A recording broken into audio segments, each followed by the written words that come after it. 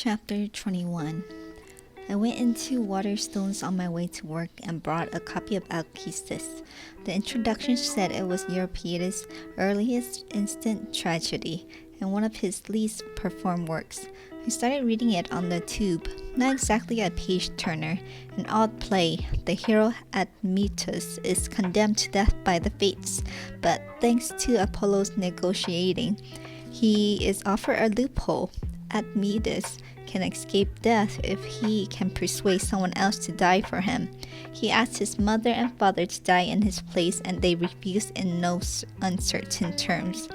It's hard to know what to make of Admetus. Not exactly heroic behavior, and the ancient Greeks must have thought him a bit of a twite. Alcestis is made of stronger stuff. She steps forward and volunteers to die for her husband. Perhaps she doesn't expect Admetus to accept her offer, but he does, and Alcestis dies and departs for Hades. It doesn't end there, though. There is a happy ending of sorts, a deus ex machina. Hercules seizes Alcestis from Hades and brings her triumphantly back to the land of the living. She comes alive again. Admetus is moved to tears by the reunion with his wife. Alcestis' emotions are harder to read. She remains silent. She doesn't speak. I sat up with a jolt as I read this. I couldn't believe it. I read the final page of the play again slowly, carefully. Alcestis returns from death, alive again, and she remains silent, unable or unwilling to speak of her experience. Admetus appeals to Hercules in desperation. My wife stands here, but why does she not speak? No answer is forthcoming. The tragedy ends with Alcestis being led back into the house by Admetus in silence. Why? Why does she not speak? Chapter 22. Alicia Bernstein's Diary. August 2nd. It's even hotter today. It's hotter in London than in Athens, apparently, but at least Athens has a beach. Paul called me today from Cambridge. I was surprised to hear his voice. We're not spoken in months. My first thought was Auntie Linda must be dead. I'm not ashamed to say I felt a flicker of relief, but that's not why Paul was calling. In fact, I'm still not sure why he did call me. He was pretty evasive. I kept waiting for him to get to the point, but he didn't. He kept asking if I was okay, if Gabriel was okay, and muttered something about Linda being the same as always. I'll come for a visit, I said. I haven't been for ages. I've been meaning to. The truth is, I have many complicated feelings going home and being at the house with Linda and Paul. So I avoid going back, and I end up feeling guilty, so I can't win either way. It would be nice to catch up, I said. I'll come see you soon. I'm just about to go out, so... Then Paul spoke so quietly I couldn't hear him. Sorry? Can you repeat that? I said, I'm in trouble, Alicia. I need your help. What's the matter? I can't talk about it on the phone. I need to see you. It's just, I'm not sure I can make it up to Cambridge at the minute. I'll come to you this afternoon, okay? Something in Paul's voice made me agree without thinking about it. He sounded desperate. Okay. Are you sure you can't tell me about it now? I'll see you later. Paul hung up. I kept thinking about it for the rest of the morning. What could be serious enough that Paul would turn to me of all people? Was it about Linda or the house, perhaps? It didn't make sense. I wasn't able to get any work done after lunch. I blamed the heat, but in truth my mind was elsewhere. I hung around in the kitchen, glancing out the windows, until I saw Paul on the street. He waved at me. Alicia, hi. The first thing that struck me was how terrible he looked. He lost a lot of weight, particularly around his face, the temples and jaw. He looked skeletal, unwell, exhausted, scared. We sat in the kitchen with the portable fan on. I offered him a beer, but he said he'd rather have something stronger, which surprised me because I don't remember him being much of a drinker. I poured him a whiskey, a small one, and he topped it up when he thought I wasn't looking. He didn't say anything at first. We sat in silence for a moment. Then he repeated what he had said on the phone, the same words, I'm in trouble. I asked him what he meant. Was it about the house? Paul looked at me blankly. No, it wasn't the house. Then what? It's me. He hesitated, then came out with it. I've been gambling and losing a lot, I'm afraid. He's been gambling regularly for years. He said it started as a way of getting out of the house, somewhere to go, something to do, a bit of fun, and I can't say I blame him. Living with Linda, fun must be in short supply, but he's been losing more and more, and now it had gotten out of hand.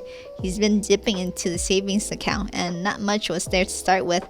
How much do you need? 20 grand. I couldn't believe my ears. You lost 20 grand? Not all at once, and I borrowed some from some people, and now they want it back. What people? If I don't pay them back, I'm going to be in trouble.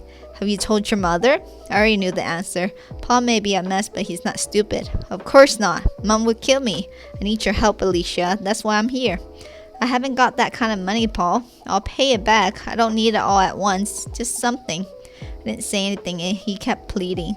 They wanted something tonight. He didn't dare go back empty-handed. Whatever I could give him.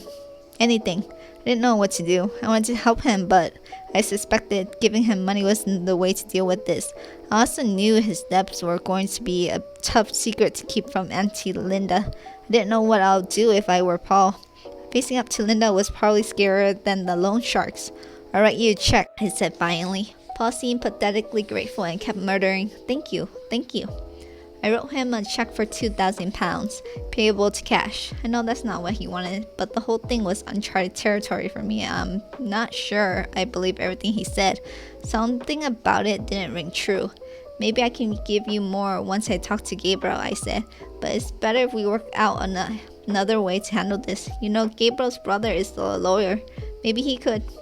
Paul jumped up, terrified, shaking his head. No, don't tell Gabriel. Don't involve him, please. I'll work out how to handle it. I'll work it out. What about Linda? I think maybe you should. Paul shook his head fiercely and took the check. He looked disappointed at the amount but didn't say anything. He left soon afterward. I have the feeling I let him down. It's a feeling I always had about Paul since we were kids. I always failed to live up to his expectations of me, that I should be a mothering figure to him. He should know me better than that. I'm not the mothering type. I told Gabriel about it when he got back. He was annoyed with me. He said I shouldn't have given Paul any money, that I didn't owe him anything. It's not my responsibility. I know Gabriel is right, but I couldn't help feeling guilty. I escaped from that house and from Linda. Paul didn't. He's still trapped there. He's still 8 years old. I want to help him, but I don't know how. August 6th. I spent all day painting, experimenting with the background Jesus picture. I've been making sketches from the photos we took in Mexico. Red, cracked earth, dark, spiny shrubs, thinking about how to capture the heat, that intense dryness. And then I heard Jean Felix calling my name. I thought for a second about ignoring him, pretending I wasn't there, but then I heard the clink of the gate and it was too late. I stuck my head outside and he was walking across the garden. He waved at me. Hey babes, am I disturbing you? Are you working? I am, actually. Good. Keep at it. Only 6 weeks into the exhibition, you know. You're horribly behind. He laughed that annoying laugh of his. My expression must have given me away because he added quickly, Only joking. I'm not here to check up on you. I didn't say anything. I just went back into the studio and he followed. He pulled up a chair in front of the fan. He lit a cigarette and the smoke whirled about him in the breeze. I went back to the easel and picked up my brush. Jean Felix talked as I worked. He complained about the heat, saying London wasn't designed to cope with this kind of weather. He compared it unfavorably with Paris and other cities. I stopped listening after a while. He went on complaining, self-justifying, self-pitying, boring me to death. He never asked me anything. He doesn't have any actual interest in me. Even after all these years, I'm just a means to an end, an audience of the Jean Felix show. Maybe that's unkind. He's no friend, and he's always been there for me. He's lonely, that's all. So am I. Well, I'd rather be lonely than be with the wrong person. That's why I never had any serious relationship before Gabriel. I was waiting for Gabriel, for someone real, as solid and true as the others were false. Jean Felix was always jealous of our relationship. He tried to hide it and still does, but it's obvious to me he hates Gabriel. He's always bitching about him, implying Gabriel's not as talented as I am, that he's vain and egocentric. I think Jean Felix believed that one day he will win me over to his side and I'll fall at his feet. But what he doesn't realize is that with every snide comment and bitchy remark, he drives me further into Gabriel's arms. Jean Felix is always alluding to our long friendship. It's the hold he has on me, the intensity of those early years, when it was just us against the world. But I don't think Jean Felix realized he's holding to a part of my life when I wasn't happy. and any affection I have for Jean Felix is for that time. We're like a married couple who have fallen out of love. Today I realized just how much I dislike him. I'm working, I said. I need to get on with this, so if you don't mind. Jean Felix pulled a face. Are you asking me to leave? I've been watching you paint since you first picked up a brush. If I've been a distraction all these years, you might have said something sooner. I'm saying something now. My face was feeling hot and I was getting angry. I couldn't control it. I tried to paint, but my hand was shaking. I could feel Jean Felix watching me. I could probably hear his mind working, ticking, whirling, spinning. I've upset you, he said at last. Why? I just told you, you can't keep popping over like this. You need to text me or call first. I didn't realize I needed a written invitation to see my best friend. There was a pause. He'll take it badly. I guess there was no other way to take it. I hadn't planned on telling him like this. I'd intended to break it to him more gently, but somehow I was unable to stop myself, and the funny thing is, I wanted to hurt him. I wanted to be brutal. Jean Felix, listen. I'm listening. There's no way to say this, but after the show, it's time for a change. Change of what? Change of gallery. For me. Jean Felix looked at me astonished. He looked like a little boy, I thought, about to burst into tears, and I found myself feeling nothing but irritation. It's time for a fresh start for both of us. I see. He lit another cigarette, and I suppose this is Gabriel's idea? Gabriel's got nothing to do with it. He hates my guts. Don't be stupid. He poisoned you against me. I've seen it happening. He's been doing it for years. That's not true. What other explanation is there? What other reason could you have for stabbing me in the back? Don't be so dramatic. This is only about the gallery. It's not about you and me. We'll still be friends. We can still hang out. If I text or call first, he laughed and started talking fast as if he was trying to get it out before I could stop him. Wow. All this time I really believed in something, in you and me, and now you're decided it was nothing? Just like that? No one cares about you like I do, No one. Jean Felix, please. I can't believe you just decided like that. I've been wanting to tell you for a while. This was clearly the wrong thing to say. Jean Felix looked stunned. What do you mean? A while? How long? I don't know, a while. And you've been acting for me? Is that it? Christ, Alicia, don't end it like this. Don't discard me like this. I'm not discarding you. Don't be so dramatic. We'll always be friends. Let's just slow down here. You know why I came over? To ask you to the theater on Friday. He pulled 2 tickets from inside his jacket and showed them to me. They were for a tragedy by Michaelides at the National. I'd like you to come with me. It's a more civilized way to say goodbye, don't you think? For old time's sake. Don't say no. I hesitated. It was the last thing I wanted to do, but I didn't want to upset him further. I think I would have agreed to anything just to get him out of there, so I said yes. 10:30 p.m. When Gabriel got home, I talked to him about what happened with Jean Felix. He said he never understood our friendship anyway. He said Jean Felix is creepy and he doesn't like the way he looks at me.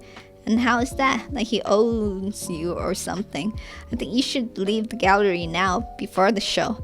I can't do that. It's too late. I don't want him to hate me. You don't know how vindictive he can be. It sounds like you're afraid of him. I'm not. It's just easier this way, to pull away gradually. The sooner the better. He's in love with you. You know that, don't you? I didn't argue, but Gabriel is wrong. Jean Felix isn't in love with me. He's more attached to my paintings than he is to me, which is another reason to get away from him. Jean Felix doesn't care about me at all. Gabriel was right about one thing, though. I am afraid of him.